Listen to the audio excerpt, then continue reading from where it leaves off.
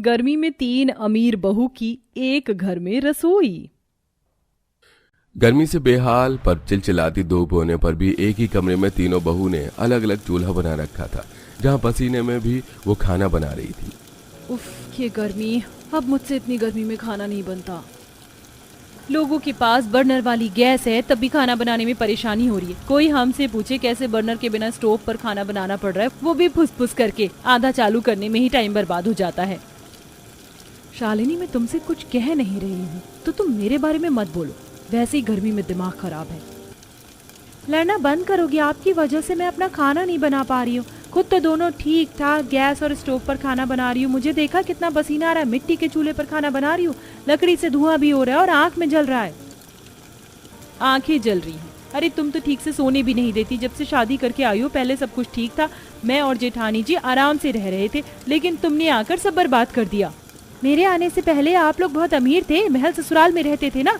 जाने मैंने यहाँ आकर कितनी जगह ले ली, जिससे आप लोगों की सुख शांति खत्म हो गई। अरे मुझसे इस तरीके से बात करने की जरूरत नहीं है। बोलिए मत कि मैं भी अमीर घर से आई हूँ।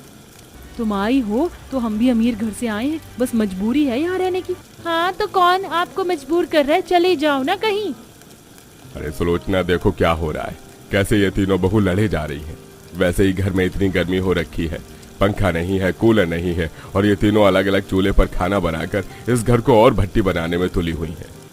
अजी क्या समझाऊं मैं, इन तीनों की शादी को 15 दिन हुए, लेकिन जीना हराम करके रखा हुआ है। अच्छा, एक तो मैं आप लोगों के बारे में सोच रही हूँ, आपको खाना बनाकर खिलाना चाहती हूँ, और आप लोग मुझे भी लपेट रहे हैं। हाँ तो तुम तीनों ने कोई भारत रत्न पुरस्कार जीतने का कोई काम नहीं किया? शर्म तो आती नहीं है?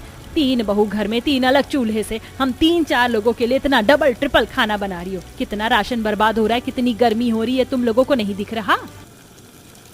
आप सही बोलती हो माँ, ये सच में बेशर्म है। ऊपर से तीनों अमीर घर से होने के बावजूद भी दहेज का एक सामान नहीं लाई।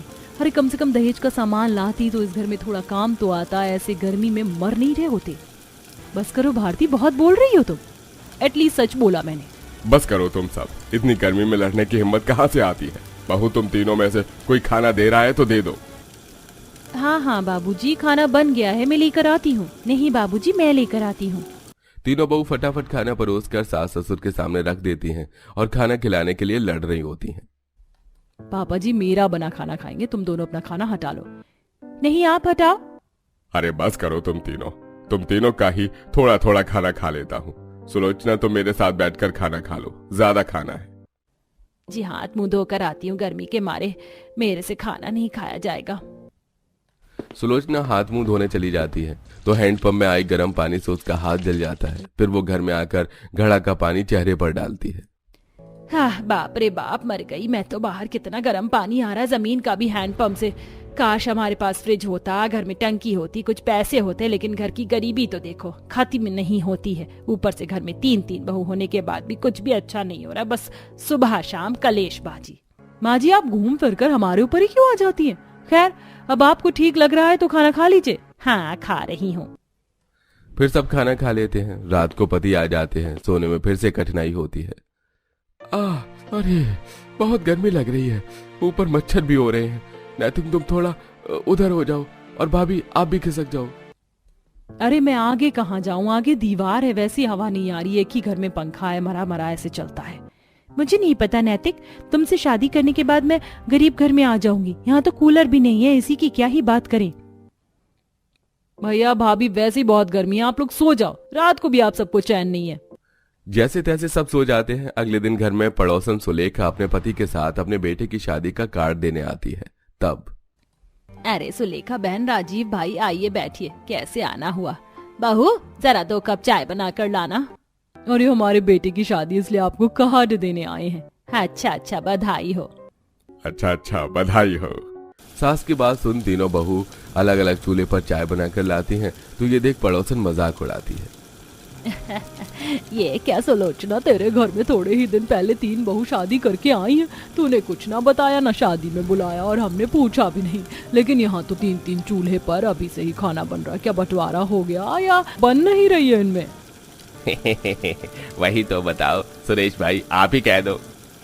राजीव भाई, घर का मामला है, मैं अभी आपसे कुछ नहीं कहना चाहता। अभी तीनों बहू चाय लेकर कहती हैं। ये लीजिए चाय पीजिए। नहीं, आप मेरे हाथ की बनी चाय लीजिए। नहीं नहीं, आप इन दोनों की नहीं, मेरे हाथ की बनी चाय लीजिए, आपको अच्छा लगेगा, इसमें नमकीन भी है। देखा सुलोचना, तेरे घर का हाल। अब बता हम किसके हाथ की चाय पिए भाई, हम तो चल रहे हैं, ये चाय तुम अकेले पी लेना। वैसे भी इतनी गर्मी में हम चाय नहीं पी सकते। ये कहकर पड़ोसी लोग मजाक उड़ाकर चले जाते हैं। दरअसल पहली अमीर बहू तो दिग्विजय से यूं ही शादी करके आ गई थी, लेकिन राहुल ने शालिनी से उसके घर से भागकर शादी कर ली और तीसरा वाला इतना मासूम दिल का निकला कि आत्महत्या करती। रितिका को उसने बचा लिया और शादी करके घर ले आया। माँ बाप ने तो कुछ नहीं कहा, लेकिन शादी के कुछ ही दिनों में उनकी लड़ाई होने लगी, क्योंकि अमीर घर से होने की वजह से वो गरीब ससुराल में रह नहीं पा रही थी, लेकिन मजबूर होकर रह रही थी। वहीं तीनों घर के बेटे भी फैक्ट्री में काम करके घर का खर्च चलाने की कोशिश कर रहे थे। वक्त गुजर जाता है, आए दिन गर्मी में बुरा हाल होता है। वहीं तीनों पत्नी कभी अपने पति से लड़ती तो कभी घर वालों से, तो कभी आपस में ही। एक शाम तीनों बहू बाजार से सामान लेने गई थी। तभी तीन बहू को प्यार से सामान लेता हुआ सुलोचना और उसकी बहू देखती है, और इसके बावजूद भी तीनों लड़ती हैं। अरे मैं लौकी की सब्जी ले रही हूँ ना कोफ्ते बनाने के लिए, तो तुम दोनों कोई दूसरी सब्जी क्यों नहीं ले रहे? मेरी नकल मत करो।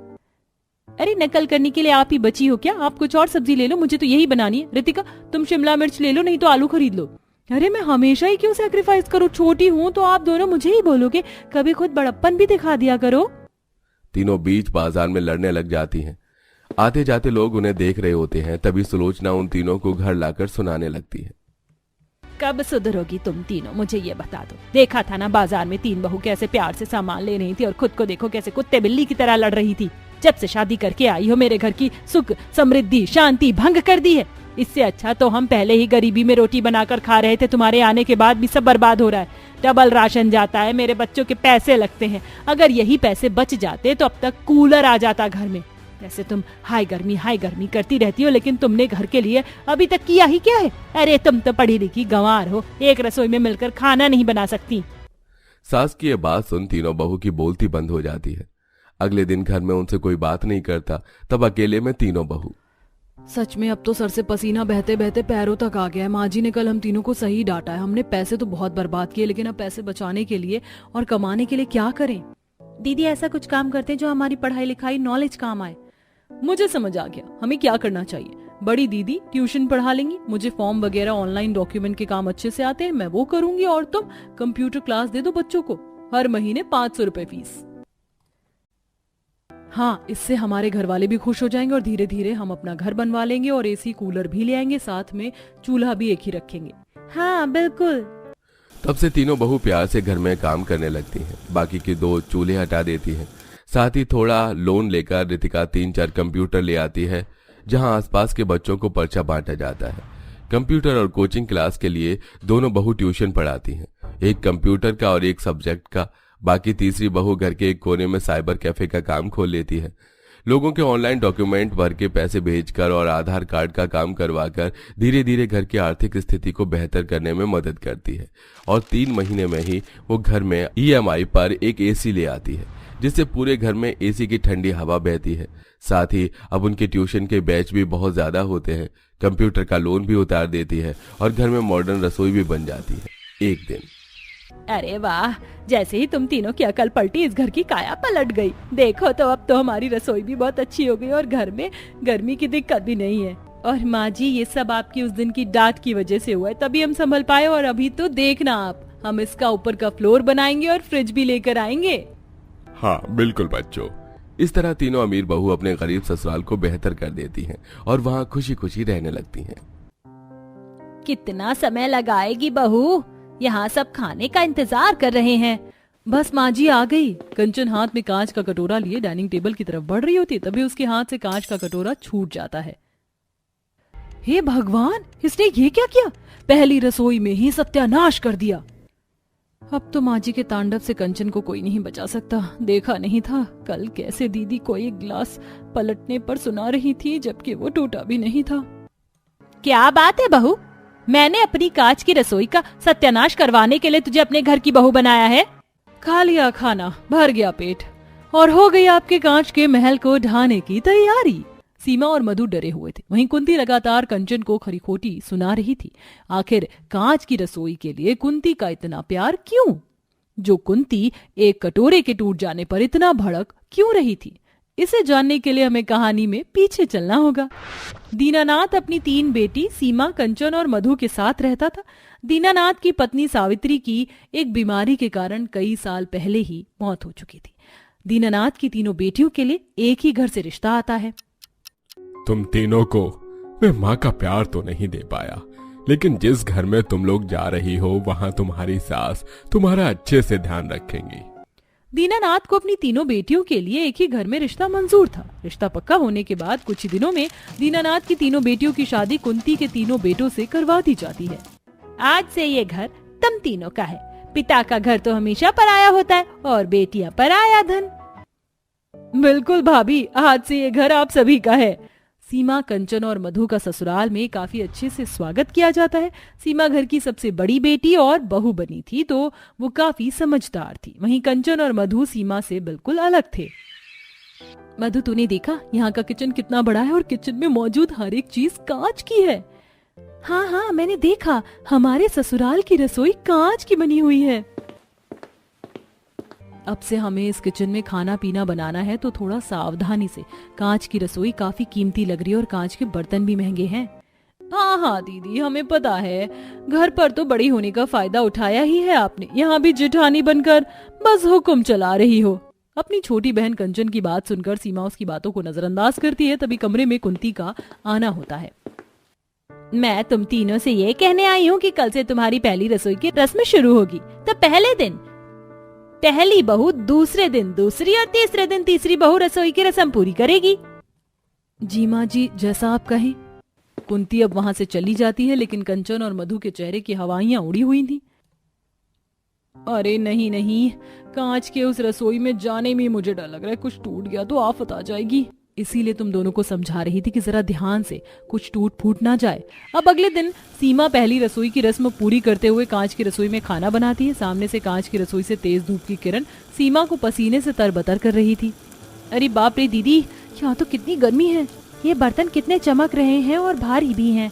इसीलिए कह रही हूँ, नाजुक चीज है, इन्हें संभाल कर और ध्यान से ही काम मिलाना। बाहर सभी सीमा की पहली रसोई में बने खाने का इंतजार कर रहे थे। कुछ देर बाद सीमा सभी के लिए खाना लगाती है। भाभी, क्या मटर पनीर की सब्जी बनाई है आपने, और ये गुलाब जामुन तो लाजवाब है। कंचन देख रही है ना, दीदी को यहाँ भी तारीफ मिल रही है, आखिर हमारा क्या होगा। बहू, ये शगुन के तौर पर तेरे लिए सोने के कंगन, खाना वाकई बहुत अच्छा बनाया है। कुंती अपनी बहू को पहले ही खाना बनाते हुए देख आती है, जो सीमा साफ सफाई से और बर्तन को उसकी सही जगह पर रखते हुए खाना बना रही थी। तो कुंती को देखकर अच्छा लगता है। अभी तो तुम्हारी 2 और बहुएं बाकी हैं, उनके लिए भी शगुन बचाया है ना। वो तो खाने पर है कि उनके हाथों में खाने का कितना जादू है जो मुझ पर चलेगा। अगले दिन सुबह सीमा जल्दी उठकर खाना बना लेती है, क्योंकि कांच की रसोई में सामने से आने वाली धूप खाना बनाने वाले की हालत खराब कर देती थी।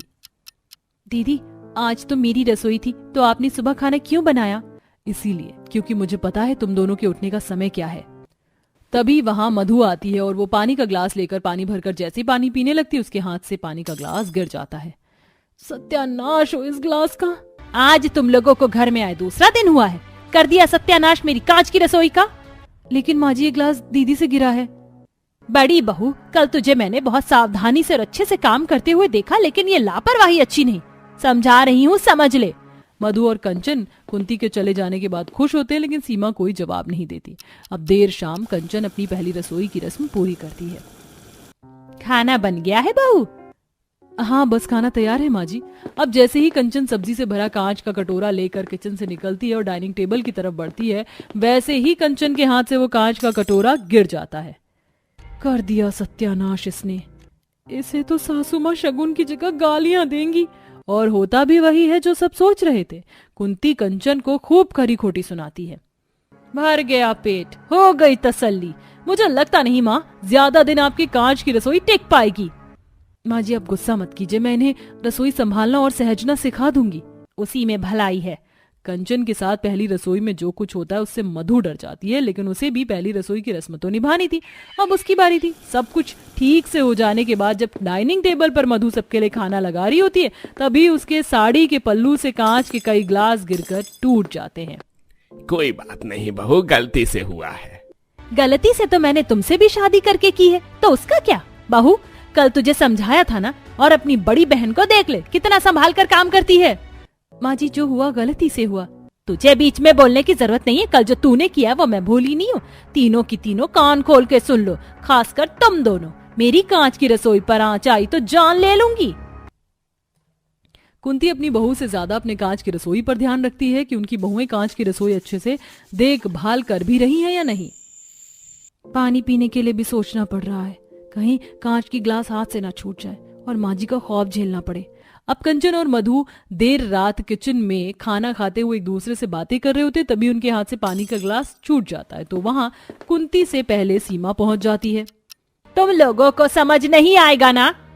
माँ जी, ये ग्लास कंचन और मधु से नहीं, मैंने गिराया है। लगता है इन दोनों की परछाई तुझे भी लग गई है। चाहती क्या है तू? आगे से ऐसा नहीं होगा माँ जी।